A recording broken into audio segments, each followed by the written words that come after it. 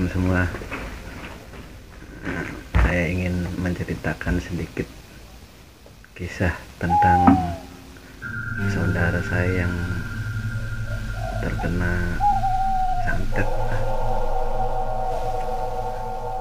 Waktu itu kejadiannya kira-kira tahun 9293 lah kejadiannya. Nah, saya ceritakan sedikit awalnya ya, dari awal ya.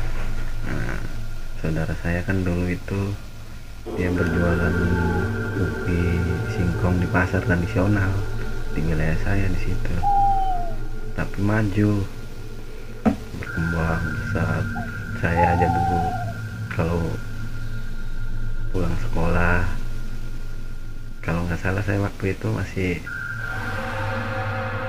SMP kelas 1. Kalau pulang sekolah bantuin, lumayan sih buat jajan, bantuin milihin ubi-ubi yang busuk pisahin, yang enggak busuk yang bagus pisahin, sortir. Nah, yang suka begitu kan kakak saya juga begitu, sama bantuin.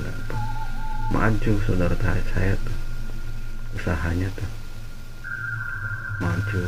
Nah, tetangganya ada tuh, tetangga tempat dia usaha tuh jualan begitu lagi, ubi singkong, tapi sepi. Persoalannya di situ tuh kayaknya sepi. Lama sampai saudara saya kan maju tuh sampai beli tanah, bikin rumah. Waktu itu anaknya sudah 4, cowok 3, cewek 1, yang paling kecil cewek. Udah tinggal situ, majulah. Saya juga suka main ke rumahnya, main sama anaknya ya kan, namanya saudara. Nah, lama istrinya nih kalau di rumah nih sambil nungguin anaknya yang kecil, yang cewek kan masih kecil tuh, masih bayi lah, berapa tahun usianya nih, 2-3 tahunan lah, bayi. Nah, tiba-tiba dari atas kamar itu dia sering melihat yang hal-hal yang aneh. Katanya pas matanya melek jam 1 malam, udah ngeliat ada orang di atas itu tuh lagi duduk. Kalau dia teriak hilang, kalau kada bangun. Kadang ada ular ngelilit tapi hilang gitu. Kayak hal-hal yang aneh-aneh lah, tapi ya disangka apa aja, biasa aja. Lama-lama anehnya, nih dagangan saudara saya nih mengalami kebangkrutan, dikit tambah bangkrut. Dagangannya tinggal sedikit, pada busuk dagangannya tuh, banyak yang busuk. Saya aja bantuin, kalau bantuin tuh sampai kasihan amat ini. Akhirnya kan berselang waktu terus kan akhirnya rumahnya dijual. Akhirnya untuk menutupi kerugian sama kebutuhan sehari-hari sih, jual.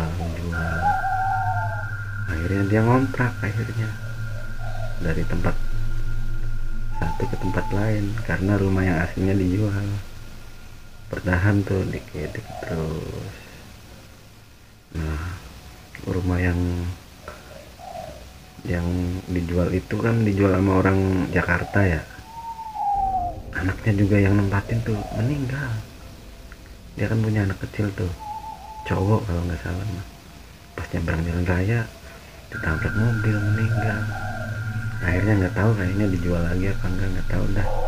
Yang pasti mah dianya juga nakas tuh, dia nempatin rumah saudara saya tuh. Nah, saudara saya kan kontrak ke tempat lain terus tahun ke tahun, sampai akhirnya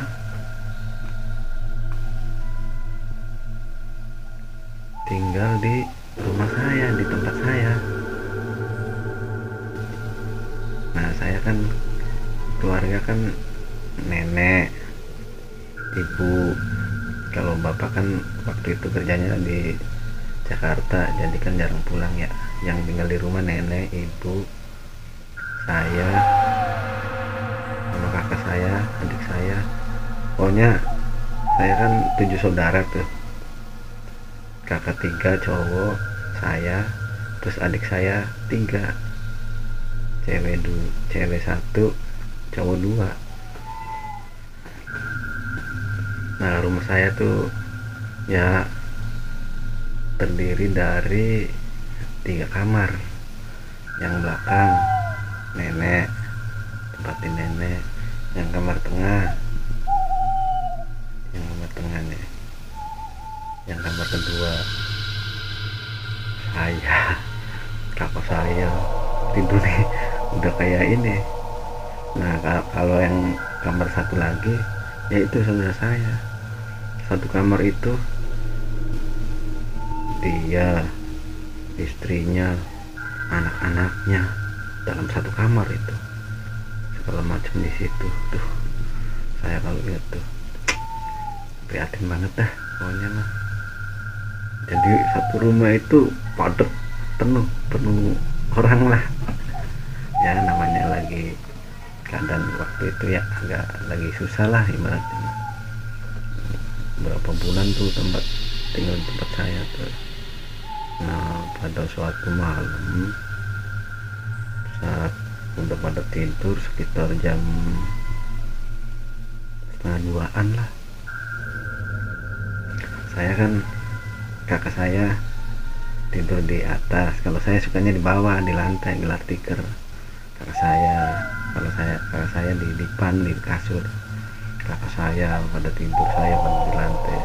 Samping saya itu ada lemari kayu kayak gini lah nih, lemari begini kan berat ini, lemari kayu. Nah, begitu itu 1:30-an kayak ada suara ini. Rumah saya itu kayak ada suara bom jatuh dari langit. Rumah saya nih, tapi nggak ada yang pecah. Wah, saya kaget. Keluarga saudara saya bangun gitu, dianya langsung azan. Disangka ada apa-apa sih, dia langsung azan, Allah Akbar. Pada bangun tuh rame tuh. Nah saya yang tidur di atas tiba-tiba bangun sambil berantem. Saya kan bangun bengong aja, duduk ngeliatin kakak saya berantem sama siapa.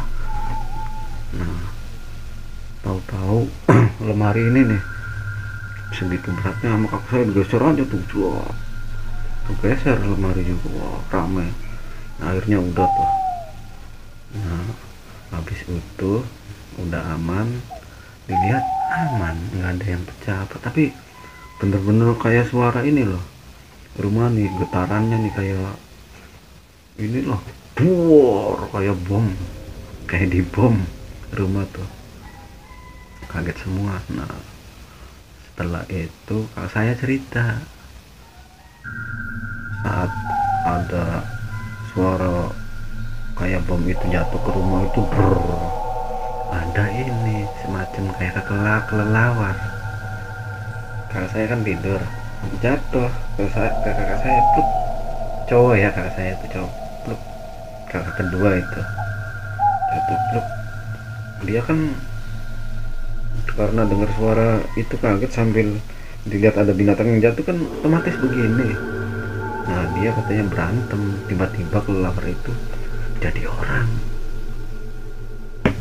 kayak kelelawar aja, manusia kelelawar lah, Batman enggak, kelelawar berbulu apa, ada taringnya gede tinggi, berantem tuh sama kakak saya. Kata kakak saya tuh ada tuh sampai si itu didorong ke geser lemari tuh, kena kedorong makhluk itu kan ngepet ke lemari, didorong sama kakak saya tuh, dia kegeser tuh, ke lemarinya kegeser tuh. Nah setelah itu dia pluk, jatuh lagi, jatuh jadi semacam seperti binatang tikus, lari sekarang, hilang. Udah tuh saudara saya yang di kamar habis azan ngaji apa, udah pagi ngobrol ke tetangga, apa ada apa katanya semalam rame-rame tuh. Jadi kan ibu saya kan cerita gini gini gini, nanya ke tetangga, emang nggak dengar ada suara kayak bom apa? Enggak katanya. Nah ternyata tetangga-tetangga itu nggak ada yang dengar suara begitu tuh, cuma keluarga saya doang, satu lingkup rumah doang waktu itu tuh. Nah habis itu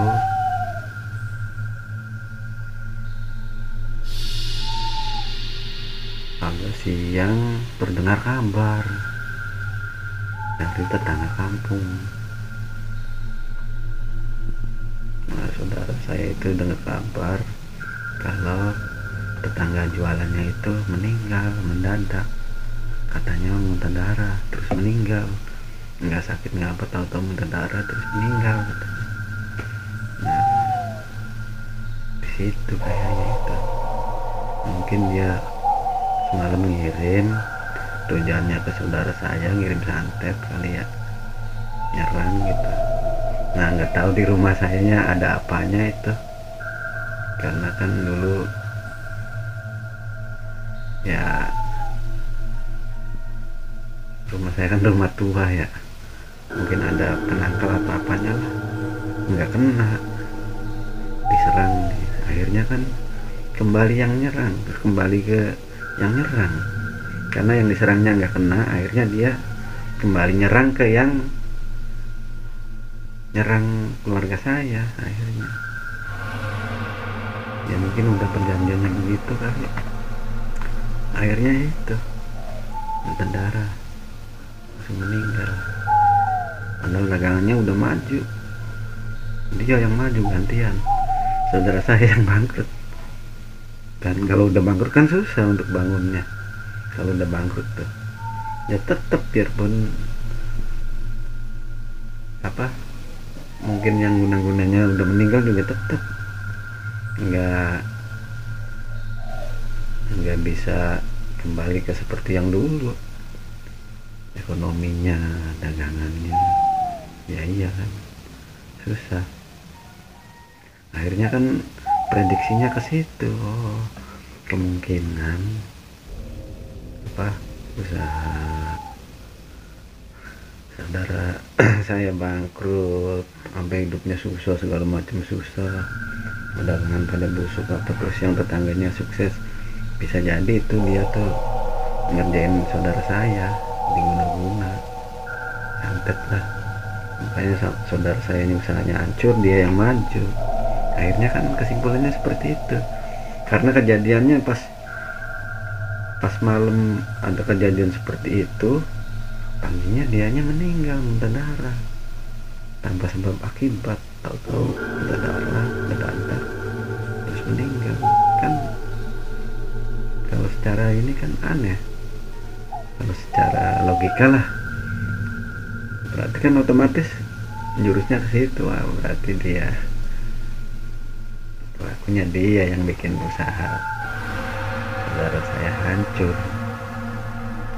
ya, seperti itu. Mungkin namanya orang dagang ya panas ya, lihat tetangganya jualan sama sesama jualan serupa sama dia yang laku banget laris, kita yang nggak laku-laku, otomatis kan orang kan beda-beda, ada yang punya sifat panas ya kan, iri lah. Akhirnya mungkin segala cara lah, gimana caranya saudara saya hancur dia yang maju, kan begitu kalau yang pikirannya jelek. Nah itu aja, silahkan dinilai tuh bener enggaknya ya, tapi kenyataannya seperti itu waktu itu tuh kejadiannya tuh.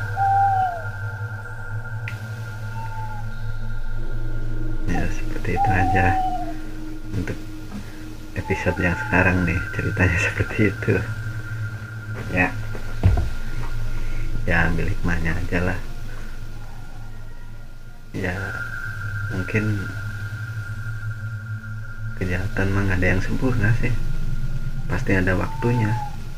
Naas kena batunya, jadi kejahatan itu kembali ke dirinya sendiri. Ada waktu-waktunya itu. Siapa yang nanam kan dia yang panen. Dia nanamnya begitu, ya suatu saat dia panen seperti itu ya. Wallahu alam ya. Yang pasti mah seperti itu kejadiannya. Itu menimpa di keluarga saya itu, masih ingat saya tuh. Makanya saya bisa menceritakan seperti ini kan, masih ingat nih. Oke, gitu aja ya. Ya, kita ketemu lagi ya. Assalamualaikum.